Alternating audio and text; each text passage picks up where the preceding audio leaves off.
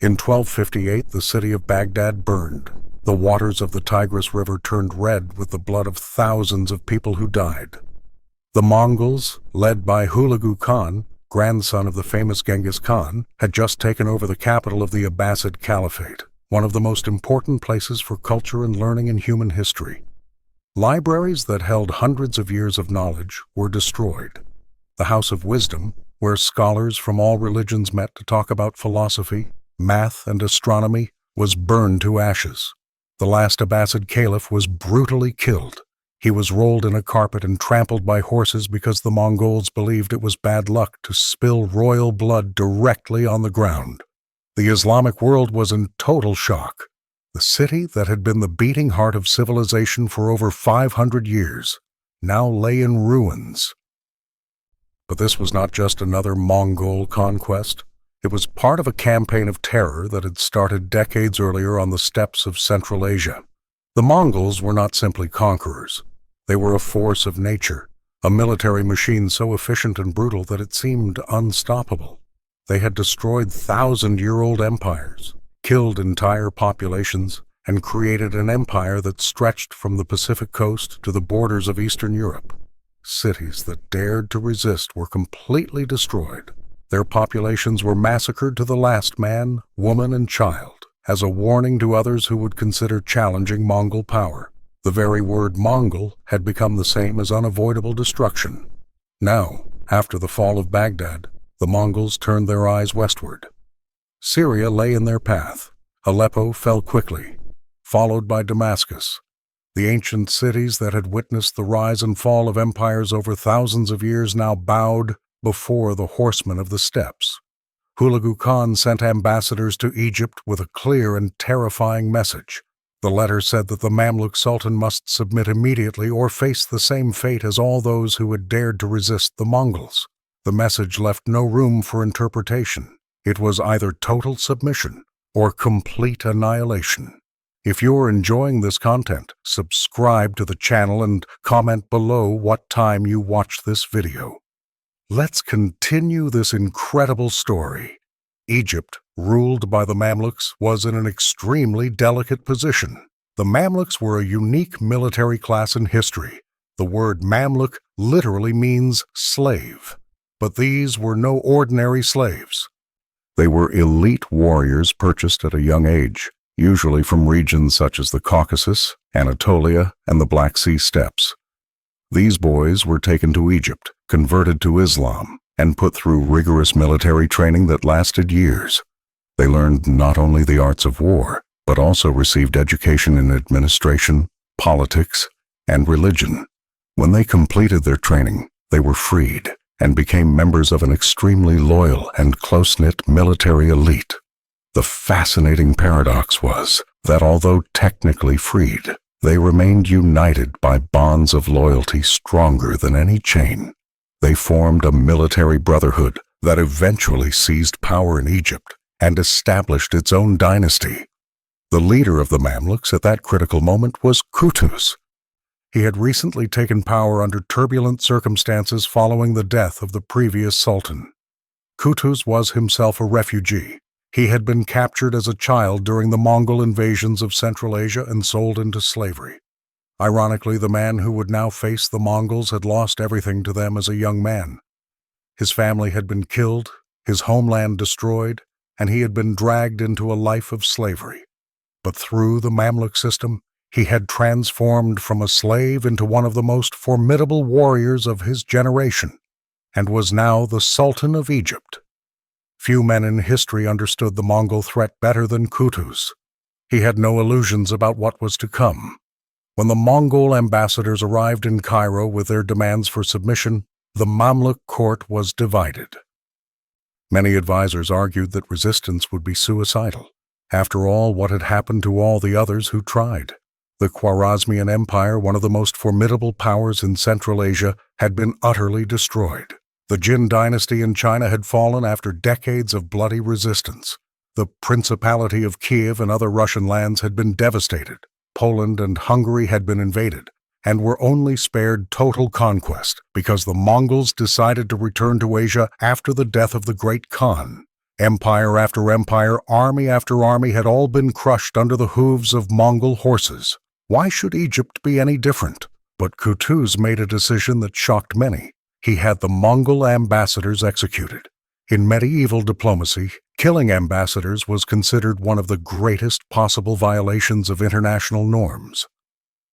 It was an act that guaranteed all-out war with no possibility of negotiation or mercy. The Mongols were particularly sensitive to such offenses. When the Shah of the Khwarezmian Empire had executed Mongol merchants and ambassadors decades earlier, Genghis Khan personally led a campaign of revenge that resulted in the complete destruction of that empire. Qutuz knew exactly what he was doing. He was burning all bridges. There would be no submission, no negotiation, no retreat. It would be victory or death. By executing the ambassadors, Qutuz was sending a message not only to the Mongols, but also to his own people. They would fight, come what may. But Qutuz was no fool. He knew that mere courage would not be enough against the Mongols. History was full of courageous warriors who had been slaughtered by the armies of the steppes.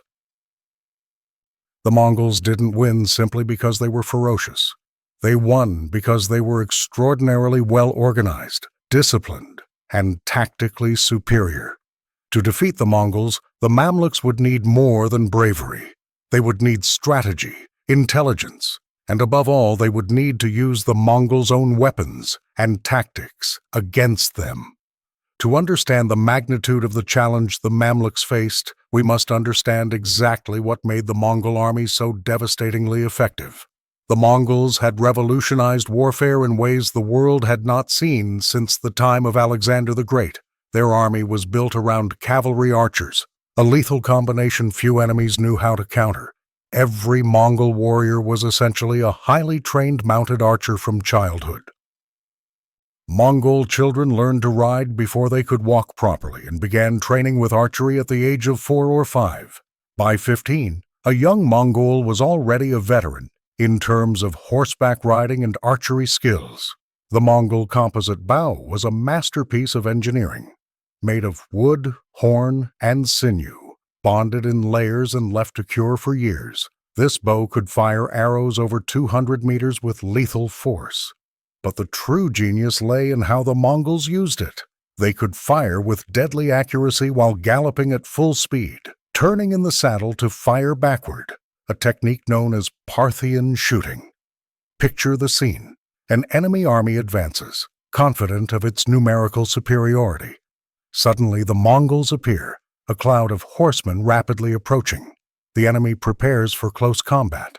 But before they can engage, the Mongols unleash a devastating volley of arrows and immediately retreat. When the enemy tries to pursue, the Mongols fire backward as they flee, inflicting even more casualties. This cycle of attack and retreat could continue for hours, bleeding the enemy until their formations disintegrate in frustration and exhaustion. But Mongol tactical superiority went far beyond their individual combat skills. They had developed a military communication system centuries ahead of its time. Using flags, drums, and even special arrows that whistled as they flew, Mongol commanders could coordinate the complex movements of thousands of horsemen in the midst of battle.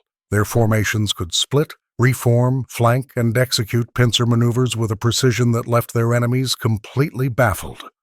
While European and Middle Eastern armies often fought as disorganized masses of individual warriors seeking personal glory, the Mongols operated like a perfectly coordinated machine.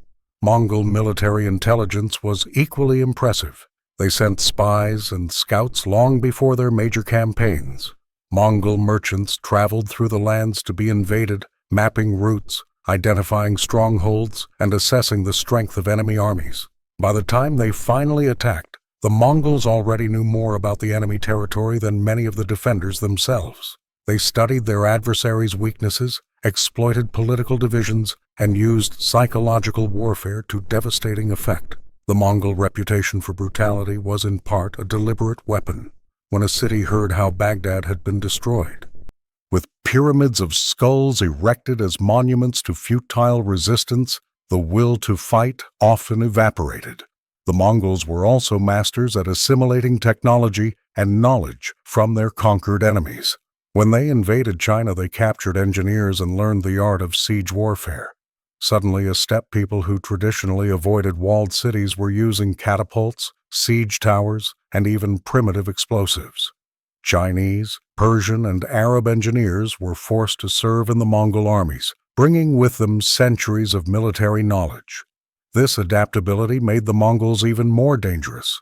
They had no pride to prevent them from adopting their enemy's best practices. If something worked, they incorporated it immediately. Furthermore, Mongol logistics were revolutionary. Each Mongol horseman traveled with several spare horses, usually 4 or 5. This meant they could cover enormous distances without tiring their mounts. While traditional armies marched about 15 to 20 kilometers per day, the Mongols could easily cover double or triple that distance.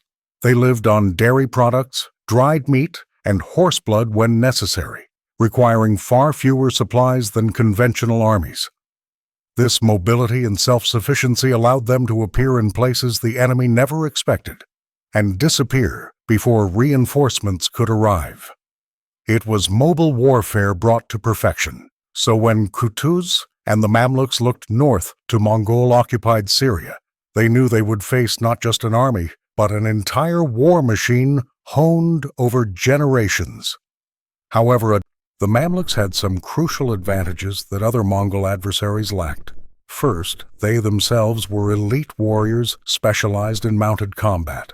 Unlike feudal European armies or Middle Eastern infantry formations, the Mamluks were professional horsemen who trained constantly.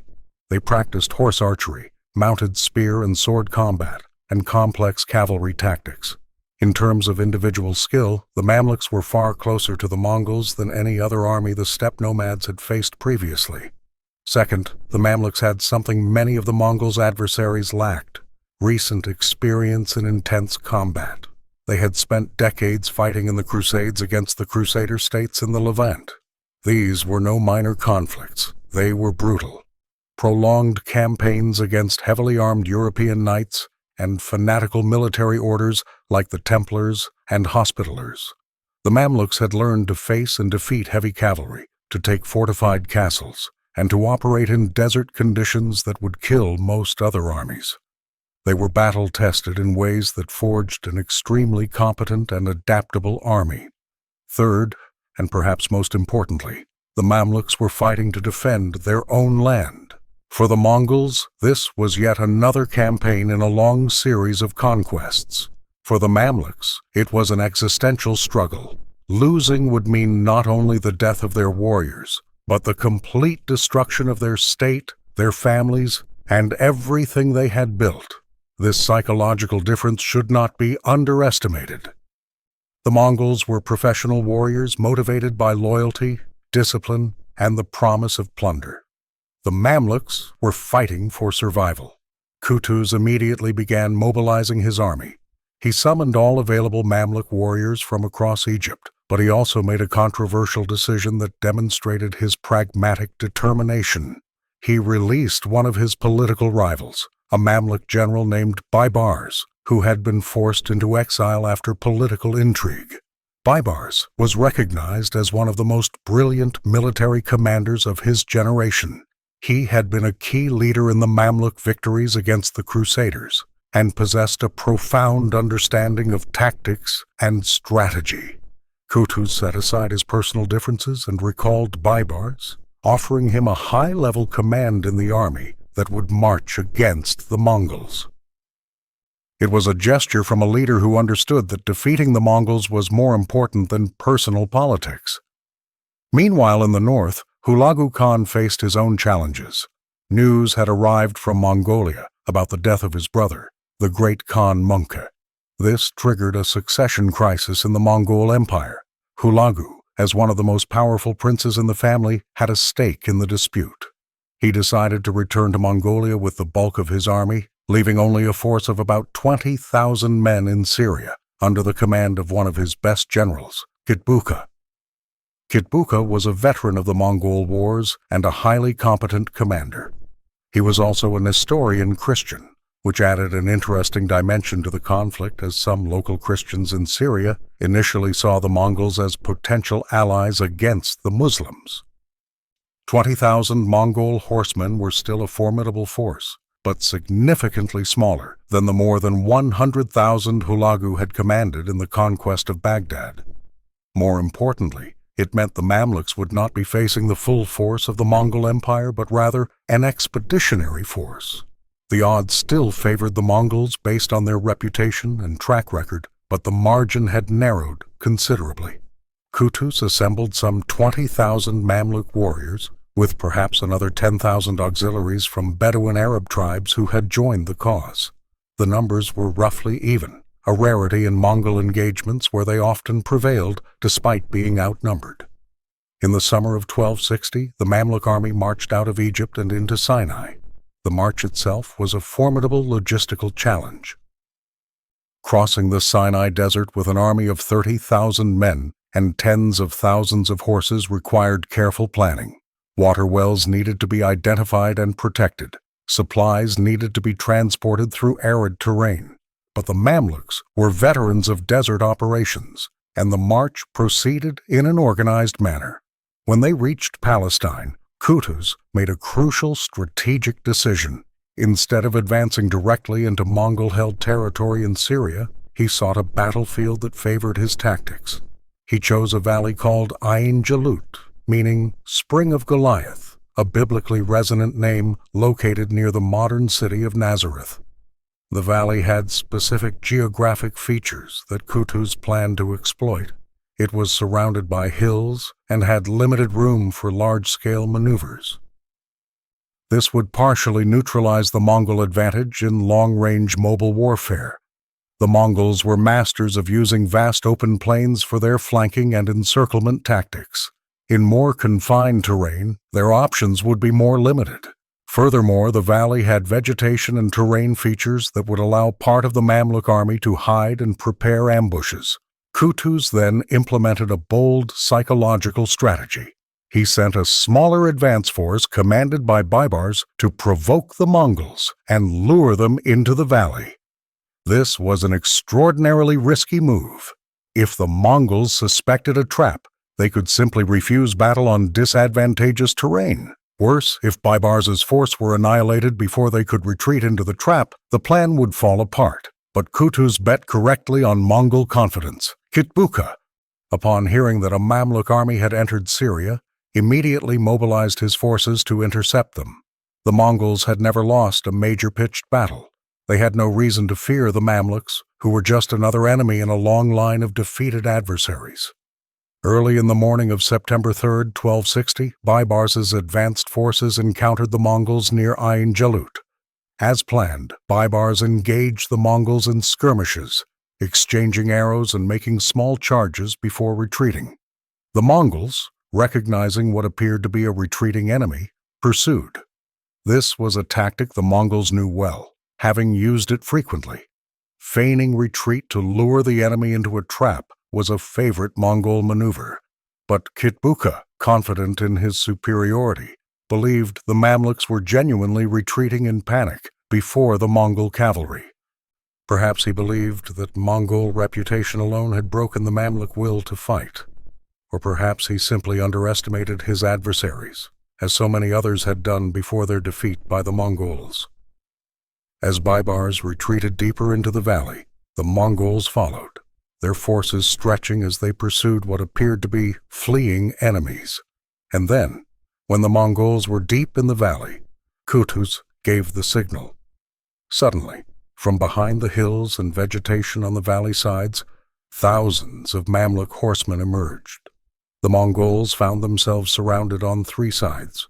The Mongol rearguard was cut off by Mamluk forces that had been waiting in hiding. For the first time in decades of conquest, a Mongol army was trapped. But the Mongols were not an army easily panicked. Kitbuka immediately began reorganizing his forces, attempting to break the siege and regain the initiative. What followed was one of the most brutal and intense battles of the medieval era. For hours, the two elite cavalry armies clashed in the valley. Arrows darkened the sky in clouds so dense that, according to some chronicles, They resembled swarms of locusts. The sound of thousands of thundering hooves, the whistling of arrows, the screams of wounded men and horses, the clash of weapons, all created deafening chaos. The Mongols, even trapped, fought with a ferocity and discipline that had made them so fearsome. They formed defensive circles of cavalry, their formations maintaining cohesion even under massive attack. Kitbuka personally led several countercharges, attempting to create openings in the Mamluk lines. At several points, it seemed as if the Mongols might actually break the siege, but the Mamluks did not retreat. They had trained their entire lives for this type of combat. Every Mamluk warrior was, like the Mongols, an elite mounted archer. They could match the Mongols' arrow for arrow, and in close combat the Mamluks were as skilled as their opponents. Here was the secret weapon mentioned in the title of this video. It wasn't a physical weapon. It wasn't a new technology. It wasn't a mysterious device. It was something much more fundamental. The secret weapon was that the Mamluks had meticulously studied the Mongols themselves. They had learned Mongol tactics, trained to counter them, and crucially created conditions where the Mongols' greater strengths, mobility, and large-scale maneuverability were neutralized. The Mamluks used geography, strategy, and the Mongol playbook itself against them. They lured the Mongols into a trap using the feigned retreat that the Mongols themselves made famous. They turned Mongol confidence into arrogance against them. But there was more. The Mamluks possessed something few armies that faced the Mongols possessed: unshakable morale. They knew they could not retreat. Kutuz had executed the Mongol ambassadors. There would be no mercy if they lost. Every Mamluk warrior understood that this battle would determine not only the fate of Egypt, but possibly the entire Islamic world. Stories of Baghdad, Aleppo, Damascus, all the cities destroyed by the Mongols, circulated among the troops. They knew exactly what would happen to their families, their cities, their people, if they failed here. This determination was palpable on the battlefield. As the battle continued, the terrain increasingly worked against the Mongols. The valley, which limited their maneuver options, also made it impossible for them to execute their classic retreat and regroup tactic. They were trapped in a grinding battle, exactly the kind of fighting they usually avoided. The Mamluks, on the other hand, were fighting exactly as they had planned. Their lines held firm, their reserves were committed at the right moments, and their discipline remained intact even under the intense pressure of combat against the Mongols. Kutuz demonstrated exceptional leadership throughout the battle. Reports say that at a critical moment when part of his line appeared to be faltering under a particularly fierce Mongol charge, he removed his helmet so everyone could see his face and shouted, "O Islam! O my Islam!" He then personally led a charge to stabilize the line. Seeing their commander, the Sultan himself, fighting alongside them inspired the Mamluk warriors to stand firm. This was no battle commanded from afar by nobles secure on some distant hill. It was a desperate struggle where leaders bled alongside their men. As the day progressed, the battle turned decisively against the Mongols. Their casualties mounted, their formations disintegrated under the relentless pressure, and their strategic options narrowed. Kitbuka, recognizing the battle was lost, attempted to mount a final defensive position. According to some sources, when offered surrender, he scornfully refused, saying he would rather die than surrender. Kitbuka was killed in the ensuing battle, fighting to the bitter end. With the death of their commander, Mongol resistance finally disintegrated. Some Mongol warriors managed to escape the onslaught, fleeing north, but most were killed or captured. When silence finally descended on the Ain Jalut Valley that night, the impossible had happened. The Mongol army, which had been considered invincible for over 50 years, had been destroyed in open battle. The bodies of thousands of Mongol warriors, men who had conquered from China to the gates of Vienna, lay scattered throughout the valley. The legend of Mongol invincibility had been shattered. What this meant for the world is difficult to overstate. News of the victory at Ain Jalut spread like wildfire throughout the Islamic world. Cities that had surrendered to the Mongols suddenly rose in rebellion. Mongol garrisons in Syria were attacked and massacred. Within weeks, the Mongols were driven out of Syria and forced to retreat to Mesopotamia. The Mongol advance westward had been permanently halted. Never again would the Mongols attempt to conquer Egypt or advance further south in the Middle East. From a long-term historical perspective, Ain Jalut is one of the most significant battles in world history. Had the Mamluks lost, it is entirely possible that the Mongols would have conquered Egypt, destroyed Mecca and Medina, Islam's holiest sites, and potentially advanced into North Africa. The course of history would have been fundamentally altered. Instead, Ain Jalut established the limits of the Mongol Empire. It demonstrated that they were not, in fact, invincible, that they could be defeated by an opponent who understood their tactics and could match their skill. The battle also cemented the Mamluk Sultanate as the great power of the Middle East. The Mamluks would continue to rule Egypt and much of the Levant for the next 260 years, until the Ottoman conquest in 1517. They would become the protectors of Islam's holy sites and the leaders of the Sunni Islamic world. Ironically, the Mamluk system of military slaves turned ruling elite proved remarkably durable and effective. But the personal stories of the protagonists of Ain Jalut had tragic and violent outcomes. Qutuz, the man who had saved Egypt and perhaps the Islamic world from the Mongols, did not live to enjoy his triumph for long. Just weeks after the battle, as the army returned to Egypt, Qutuz was assassinated by Baibars and other Mamluk conspirators. The exact reasons remain debated among historians. Some suggest it was due to personal ambition, others that it was because Qutuz had promised to return lands to their original owners that Baibars and others had received as a reward. Regardless of the motivation, Baibars assumed the Sultanate and would become one of the most effective and feared rulers in Mamluk history. He spent the next decades consolidating Mamluk power, driving the last crusaders from the Holy Land, and transforming Egypt into the region's dominant superpower. For the Mongols, Ain Jalut was a traumatic shock. It wasn't just a defeat, it was a humiliation. A Mongol army had been destroyed in open battle by adversaries they had underestimated. This had repercussions throughout the Mongol Empire. The aura of invincibility that had been so crucial to their conquests was shattered. Other nations and peoples who had considered resistance futile now saw that the Mongols could bleed, could be outmaneuvered, could be defeated. This didn't mean the end of the Mongol Empire, which would continue to exist for centuries in various forms. But it did mean the end of its limitless expansion. Hulagu Khan, upon learning of the defeat, was furious. He planned several campaigns of revenge against the Mamluks, but the internal politics of the Mongol Empire and conflicts with other Mongol Khanates prevented him from mounting a full-scale invasion of Egypt. The Ilkhanate that Hulagu established in Persia and Mesopotamia would remain in intermittent conflict with the Mamluks for the next decades, but the border established after Ain Jalut remained essentially stable.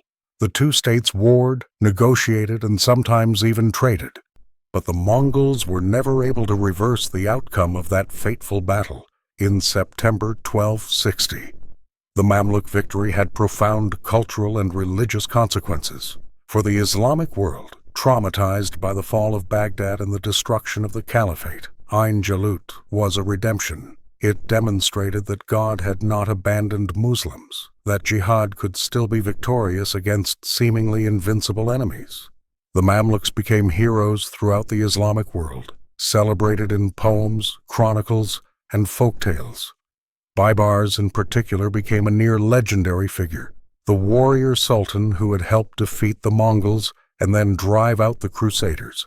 Stories of his exploits, some real and many exaggerated or invented, circulated for centuries. The battle also had significant implications for the region's Christians. Many local Christians, particularly Armenians and some Syrians, had initially collaborated with the Mongols, hoping they would destroy their Muslim rulers and perhaps restore Christian rule in the Holy Land. The fact that Kitbuka was Christian had encouraged these hopes. After Ain Jalut, these collaborators faced severe retaliation from the Mamluks. Christian communities were attacked, churches were destroyed, and many Christians were killed or forced to flee. Relations between Muslims and Christians in the Middle East, already strained by the Crusades, deteriorated further. The dream of a Mongol-Christian alliance against Islam died in the sands of Ain Jalut. For the remaining Crusader states along the Levantine coast, Ain Jalut was a disaster in disguise. Some Crusaders had secretly hoped that the Mongols would destroy Muslim power in the region, leaving them as the sole heirs.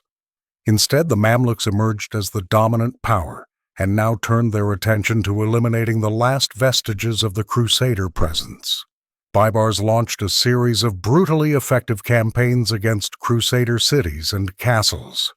Fortresses that had withstood generations of Muslim attacks fell to the Mamluk armies. Antioch was captured in 1268. Croix de Chevalier, perhaps the largest Crusader castle, fell in 1271. The city of Acre, the last great Crusader stronghold, finally fell in 1291. With this, 200 years of Crusader presence in the Levant came to an end. The tactical and strategic lessons of Ain Jalut have been studied by military commanders for generations. The battle demonstrated the importance of understanding your enemy deeply, not only their strengths, but also their weaknesses. The Mamluks won because they did their homework. They studied how the Mongols fought, practiced against those tactics, and developed specific countermeasures. They chose a battlefield that neutralized the Mongol advantages and amplified their own. They used deception to lure the Mongols into a disadvantageous position. And when the moment of actual combat arrived, they had the skill, discipline, and morale to execute their plan. The battle also illustrated the importance of personal leadership. Both Kutuz and Baibars did not command from a distance but fought in the front lines alongside their men. In military cultures where honor and personal courage were highly valued, this mattered enormously. The Mamluk warriors were not simply following abstract orders. They were following leaders who shared their dangers.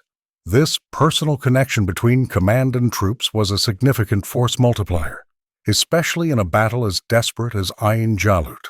Another fascinating aspect of the battle is how it demonstrates that even seemingly perfect military systems have vulnerabilities. The Mongol system of warfare had weaknesses.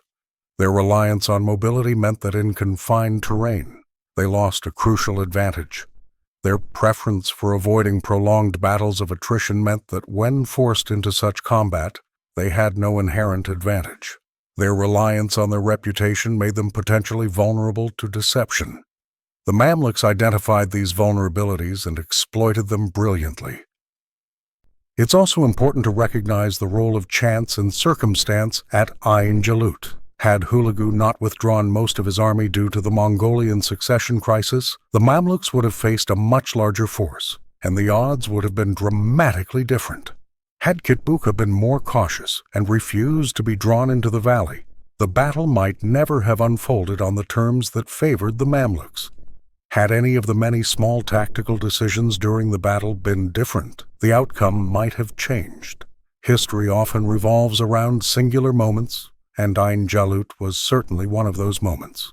The battle also reminds us that seemingly invincible empires and armies inevitably reach their limits. The Mongols had conquered the largest land empire in history, stretching from the Pacific Ocean to Eastern Europe.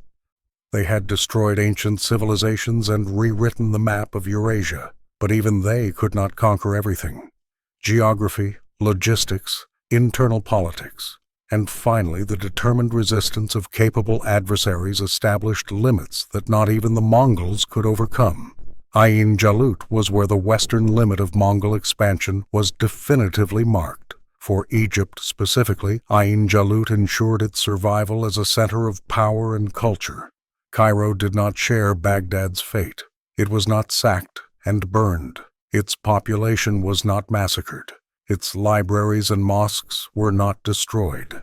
Instead, Cairo flourished under Mamluk rule, becoming the largest city in the Islamic world and a center of learning, commerce, and art. The magnificent mosques and madrasas that still adorn Cairo today are largely Mamluk legacies, built with the wealth and stability that Ain Jalut helped ensure. The memory of Ain Jalut remains powerful in the Arab and Islamic world today. The battle is seen as a symbol of resistance against impossible odds, of Islamic unity in the face of existential threats, and of the possibility of defeating seemingly invincible enemies through courage, strategy, and faith. In moments of crisis, Middle Eastern leaders often invoke Ain Jalut as an inspiring precedent. This is not always historically accurate or appropriate, but it speaks to the enduring power of narrative. It is fascinating to consider the parallels between the Mamluks and the Mongols. Both were, in a sense, products of the Eurasian steppes. The Mongols were nomads of the eastern steppes, while many Mamluks were originally Turkic peoples of the western steppes, the Caucasus, and surrounding regions. Both were military societies where martial skills were supremely valued. Both were elite horsemen trained from childhood. On some level, Ain Jalut was a clash between two military systems derived from similar steppe cultures but that had evolved in different contexts. The Mongols retained their nomadic tribal organization, adapted for conquest. The Mamluks had been incorporated into an urbanized Islamic state structure, but retained the warrior ethic and equestrian skills of their origins. The battle also highlights the importance of military professionalism. Both the Mamluks and Mongols were professional warriors in an era dominated by feudal levies and urban militias. They trained constantly, maintained strict discipline, and were organized into efficient command structures. This professionalism gave both sides enormous advantages over more amateur armies. When two such highly skilled professional armies clashed at Ain Jalut, the outcome was determined by strategy, leadership, and the specific circumstances of the battle, not by any overwhelming advantage on one side. We must also consider the human cost of Ain Jalut. Thousands of men died in that valley in a single day. Each of these men had stories, families, hopes, and dreams. The Mongol warriors who died had traveled thousands of miles from their steppe homes, crossed deserts and mountains, conquered cities and empires, only to fall in a valley in Palestine. The Mamluk warriors who died had been torn from their homelands as children, trained for years for this moment, and given their lives to protect their adopted homeland. Behind the grand narratives of empires and civilizational destinies lay thousands of individual tragedies. The battle also had consequences for the development of military technology. The Mamluks had demonstrated that highly trained cavalry archers could beat the Mongols at their own game. This validated continued investment in elite cavalry in the Middle East. However, ironically, within a few centuries, firearms would begin to fundamentally change the nature of warfare, eventually rendering even the best mounted archers obsolete. The Ottomans, who finally conquered the Mamluk Sultanate in 1517, won in part because they embraced gunpowder weapons, while the Mamluks continued to rely on their traditional cavalry tactics. The lesson of Ain Jalut about adapting and learning from enemies seemed to have been forgotten by the descendants of the victors. The geography of Ain Jalut today is a stark contrast to the bloody events of 1260. The valley still exists, now part of Israel near the city of Afula. It is peaceful farmland, plantations and fields where Mongol and Mamluk horsemen once clashed in mortal combat. There is no grand monument marking the site, no preserved battlefield like there is for Waterloo or Gettysburg. To most people who live or pass through the area, it is just another patch of northern Israel. But beneath that tranquil land lie the remains of thousands of warriors. And on that soil, the fate of civilizations was determined. The chronicles and historical sources about Ain Jalut come primarily from Arabic and Persian writers, as the Mongols of the time left no detailed written accounts of their own perspectives on the battle. This means that our understanding of the battle is filtered through the eyes of the victors and their historians. Chroniclers such as Baibars al-Mansuri, Ibn Taghribirdi, and others preserved memories of the battle, albeit writing years or decades after the events. Like all medieval historical sources, these should be read critically, recognizing biases, exaggerations, and the tendency to shape narratives for political and religious purposes. But even allowing for these limitations, the basic outline of Ain Jalut, a successful ambush by Mamluk forces that resulted in the destruction of a Mongol army, is well established. The battle is a reminder that history is not predetermined. In the mid-1260s, if you had asked any informed observer to predict the outcome of a Mongol-Mamluk confrontation, most would have bet on the Mongols. They had all the precedent on their side, but the Mamluks refused to accept the inevitable. They studied, planned, took risks, and fought, and against all odds, they won. This is a powerful lesson about human agency in history. Determination, intelligence, and courage can overcome what seem like impossible odds. Ain Jalut also illustrates the importance of leadership in critical moments. Qutuz made extraordinarily risky decisions, executing the Mongol ambassadors, marching out of Egypt to meet the Mongols instead of trying to defend behind fortifications, and bringing back Baibars despite their rivalry. Any of these decisions could have ended in disaster. But Qutuz understood that extraordinary circumstances called for extraordinary measures. He was willing to risk everything because he knew that playing it safe against the Mongols was only a slower path to defeat. Effective leaders in crisis are those who can assess situations clearly, make difficult decisions, and inspire others to follow them even when the path forward seems impossible. The battle also highlights the role of information and intelligence in warfare. The Mamluks understood their enemies because they studied them carefully. They knew how the Mongols fought, how they made decisions, and what tactics they used. This knowledge allowed them to create a strategy specifically designed to exploit Mongol weaknesses. In contrast, the Mongols appear to have underestimated their adversaries, treating the Mamluks as just another medieval army that would be easily defeated. This information asymmetry contributed to the outcome. In warfare, as in many human endeavors, knowledge is power. Ain Jalut was also a turning point for Mamluk identity. Before the battle, the Mamluks were a military elite who had seized power in Egypt, but their legitimacy was not fully established. After Ain Jalut, they were the saviors of Islam, the warriors who had done what no one else could, defeat the Mongols in open battle. This gave them prestige and legitimacy that helped cement their rule for centuries. Dramatic military victories have a way of conferring political legitimacy, regardless of how the regime initially came to power. It's also interesting to ponder how the battle might have unfolded differently if various technologies or tactics had been available or employed differently. If the Mongols had brought more of their siege engines and artillery, might that have changed the dynamics? If the terrain had been more open, would the Mongols have had more room to maneuver and potentially turn the tide of the battle? If Hulagu had remained with his full army, would the Mamluks even have attempted to give battle? These counterfactual questions are speculative, but they help us understand how contingent the historical outcome truly was. The Battle of Ain Jalut remains relevant today, not only as history, but as a case study in strategy, leadership, and the dynamics of asymmetric conflict, when a seemingly invincible adversary is defeated by a seemingly weaker side through better strategy, enemy knowledge, and exploitation of geographic and psychological advantages. It offers lessons that transcend its specific historical context. Military analysts and historians still study Ain Jalut for these reasons.